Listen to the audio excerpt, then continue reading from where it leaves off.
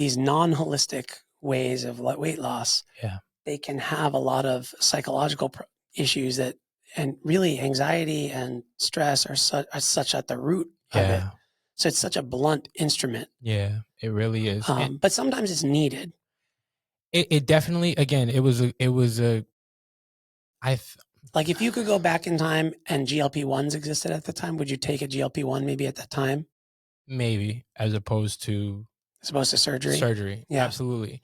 Because it would have showed me what surgery did without the surgery, and then the weaning process of getting off of it would have allowed me to accept the new ideology and the new practices and continue to make them work. I had surgery and then gained all the way back. So you lost 80 pounds I lost 80 from the pounds surgery, from the surgery, and then you went right, then went right back. That's, yeah. And you know, the one thing that I did know is that, you know, when you prepare for surgery, they put you up for 30, 60 days and go, you got to eat like this, you got to move like this, you got to do this. And I said, I can do that. Right. Because they gave you a plan. They gave me a plan, and it was like, before you even get approved for this, you have to go 45 days. This was before they even gave me the okay for it. Like, you have to drop 35 pounds on your own. You have to do all these things because we need to know afterwards you're going to like stick with the plan. And when I did it, I'm like, okay, I've always been an athlete. I've always been active. Right. I know I have these issues like this arthritis in the body. If I just protect myself and while I do it and crawl to it, I just have to put one bad habit down, pick up one good one. And it's like, again, it took me about 2 years. It started from 10 minutes on the elliptical and then leaving the gym to like me 2.5 hours. I'm in there touching every part of the gym they have to offer, whether it's cardio, weight lift, going to the studio. Did you have a trainer, or were you just kind of going on your own? All by myself. Yeah, that's really interesting about your story, by the way. Yeah, that's the beautiful part. And again, sorry, go ahead. No, please, you go first. Yeah, doing it alone, it brought out the deep, dark places that we need to go to figure out who you really are. Yes. You know, and I might have overstayed my welcome there for a while because in the darkness. Yeah, I like think kind of like David Goggins type stuff in your head. Yeah, I tell the story all the time. For the first 5 years of training in the gym, nobody spoke to me. Like the big dude that was in there, like, no, I don't know what it was. Right, but you were like the big fat guy doing his little like things. They're like, what is he doing over there? Like, there's no way. And then eventually, like the guys that would work out really tough in the gym would look up and be like, big dude's lost some weight right there. And then they look up, I mean, they see me now and they're like, what's up, mayor? Like, I'm the mayor of the gym now, but it's cool. But it's a beautiful thing. Like, you know, being alone made it personal. Like, it's such a personal journey. It was a conversation with myself.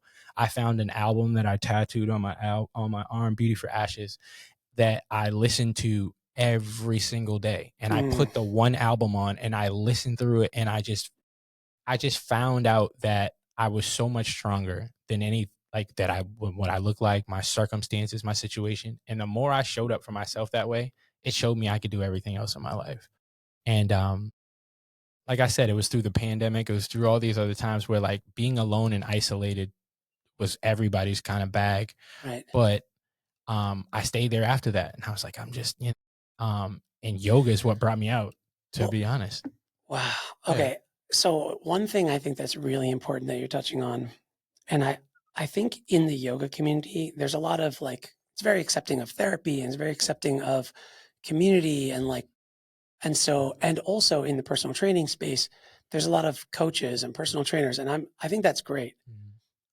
I always say to people, because I'm a teacher for many people too, and I'll say though, at some point, you have to have a conversation with yourself on the regular. And in Taoist tradition, we say it's called the shim. It's like the heart mind. And, you know, I see this in a lot of people who are successful, whether it's in business or in body transformation or in general. They have time in their life where they're having conversations with themselves. And it's not like they're spending time just taking in information from YouTube or something. I mean, there's time to do that. Yeah.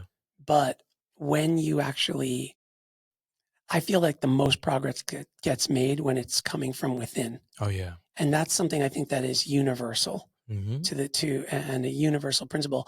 The other thing you touched on is you basically had, it sounds like, did you have like a soundtrack in a way? What Yeah. was the So thing you "Beauty for tattooed? Ashes," Who's that it by? was a song by Bet. He's like a gospel producer, and he writes beautiful music, Mm. right? And his whole story, the name of the album is called Greater Than, but he has a song called "Beauty for Ashes" where he talks about how God takes all the Oh, things that now are. I see the red one. Yeah, the red You have a tattoo. few tattoos Yeah, I then, got a buddy. couple. But the story is basically how, God will take all the things that are burnt up in your life and make something beautiful out of it. Like Mm. all your rough experiences, all the fire that you've been through, it's to make something beautiful. Mm. And if you can see your suffering that way, if you can see the beauty in suffering, then you could get to your beautiful thing. And this is what happened for me. And I embraced every hard day of getting up, going every day, pushing myself. Do you remember the moment that started? Like, you just, was it like Yeah. an accident that you found that song? Like, was that a song from Yeah. earlier in your life? Yeah. No, I was listening to the album just because it was. I never forget September 5th, 2020 is the day that Crawl was born. It was 3 a.m. I was sitting up and I was like, dude, I don't want to get out of the bed. Like, I don't want to get up and go anywhere. And I was like, dude, you're a crawler. Like, I was having that conversation with myself and I was like, crawler. I'm like, what? Like, where's that come from? He was like, you're a crawler, dude. You're crawling. Like, you don't got to put one foot in front of the other. Like, when you didn't know how to do the gym, you was in the gym. Like, you were figuring out, like, you crawled to it. And I was like, crawl. Like, well, what does crawl mean to you? And I was like, conquer, restore, ascend, win, live. Like that's your acronym that you live by. Whoa, you That's what received I that. I got that download Oh, 3 a.m. September 5th, 2020. And I never forget. And I was like, and I text my sister and I was like, don't walk, crawl. And she's like, what are you talking she's about? like, what? She's like, what do you mean? I was like, that's the brand. That's what it is. Like, I'm crawling. I'm that's what I'm doing. And she's like, and then she sends me this acronym for what walking is. And I'm like, oh my God. And like, I remember that day so vividly. And I said, this is really what it's going to take. This is what I've been doing. And every day, like my Monday through Friday would be crawl. Like my Mondays, I'm going to conquer the day. I'm going to conquer my mind. I'm going to restore. I'm going to restore my mind. I'm going to, I'm Mm. going to ascend above all these other things because regardless if it looks like I'm losing, there's a win on the other side of it. Like there were so many things that I was like, that felt like it meant so much to me that I just had to crawl to it no matter what. I was going to get there.